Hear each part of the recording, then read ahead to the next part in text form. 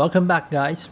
Today we are going to talk about a replacement or substitute to the ever famous SKX013 medium divers. This is the SKX025. It was made to be inferior towards the 013, but I think Seiko has overdone themselves more than they think on this watch. The 025 is the Pepsi version of the SKX023, and right off the bat, the 025 has a similar design language or familiar design language with the 3 o'clock crown, with the crown guard and sub-style markers. Yes, it looks like a Submariner homage, and it might be the best one that Seiko has made thus far. Arguably, the larger brothers, which are the SKX033 and SKX031, have a much more proportionate size of 40mm. Okay, so the 025 is a fairly slim watch, much slimmer than the 013, and it just sits better on your wrist. It wears flatter rather than top heavy like the 013.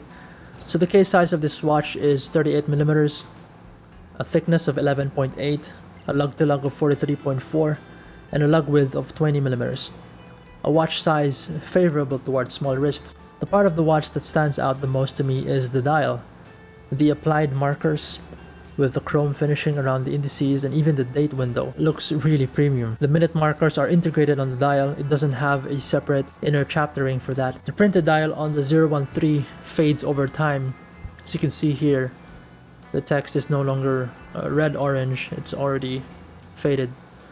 That's the downside of these printed dials. This has 100 meters of water resistance, and it has a screw-down crown. Much better than the successor. The Sea Urchins don't have this option, even though they are both 100 meters of water resistance.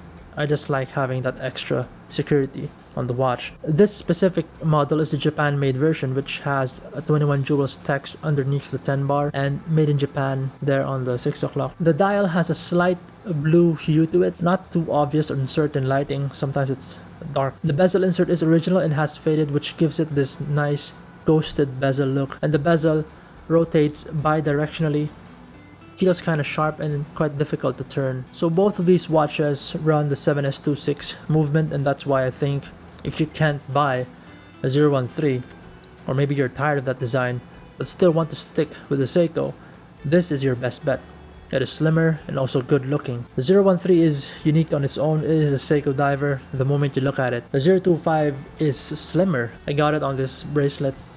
This is an oyster style, but from a Seiko 5, it's not a diver style, but the end link fits. Yeah, so the 025 is a slimmer, dressier dive watch. It crosses between the dress watch and a dive watch. Everything about it just looks ideal. I guess the reason why the 025 didn't blow up like the 013 was because it didn't look like a Seiko. It looked more of a Submariner or a Yachtmaster than a Seiko dive watch. Maybe that's why it was overlooked. On the wrist, it feels really, really nice and solid. The only thing that I have to get used to is the applied Seiko logo, which disappears in certain angles. Right now we're facing directly towards it. You can't even see the Seiko logo.